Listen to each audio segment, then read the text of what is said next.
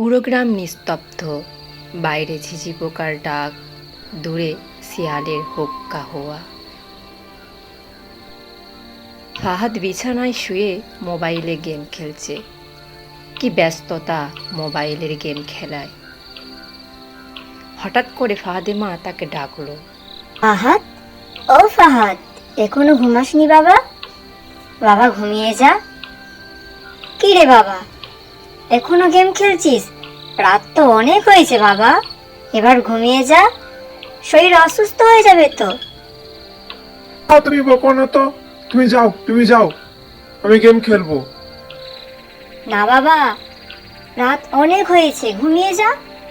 না না না, রাত হয়নি, তুমি যাও তো।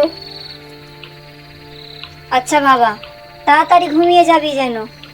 ঠিক আছে ঠিক আছে।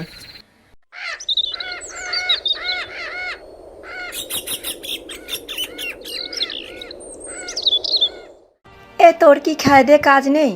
সব সময় মোবাইলে গেম খেলিস? সব সময় কেন মোবাইলে গেম খেলিস? আমাদের সাথে খেলতে পারিস না? বকি না তো, তোরা যা, আমি গেম খেলবো।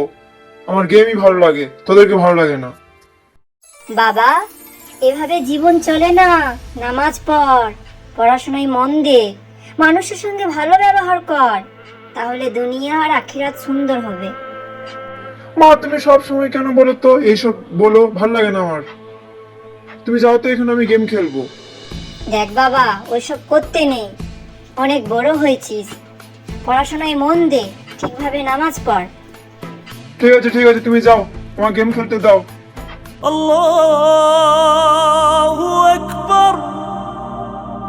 ফাদ বাবা, দেখো বাবা, অনেক দিন জুম্মা নামাজ পড়োনি, আজ অন্তত মসজিদে যাও, আজকে অন্তত নামাজ পড়ো। না, যাবো না, গেম খেলবো, পরে জুম্মা দিন যাবো। তা বললে কি হয়? আজকে যাও বাবা নামাজ পড়তে। যাবো না বললাম তো, আমার ভালো লাগে না এসব। ঠিক নামাজ পড়ে নেবো আমি। জুম্মা নামাজ শেষ। ঘুম ঘুম চোখে মোবাইল চার্জ দিতে যাই ফাহাদ। হঠাৎ মা মা মা মা মা মা! কি হলো বাবা, কি হলো বাবা, কি হয়েছে? ফাহাদ বাবা, ফাহাদ বাবা, ফাহাদ বাবা, তোর কি হয়েছে বাবা? যে ফাহাদ কিছুক্ষণ আগেও নামাজ ভুলে গেম খেলছিল, সে আজ নিথর অবস্থায় মাটিতে পড়ে আছে। মৃত্যু কখন আসবে কেউ জানে না। সময় থাকতে আল্লাহর পথে ফিরে আসুন।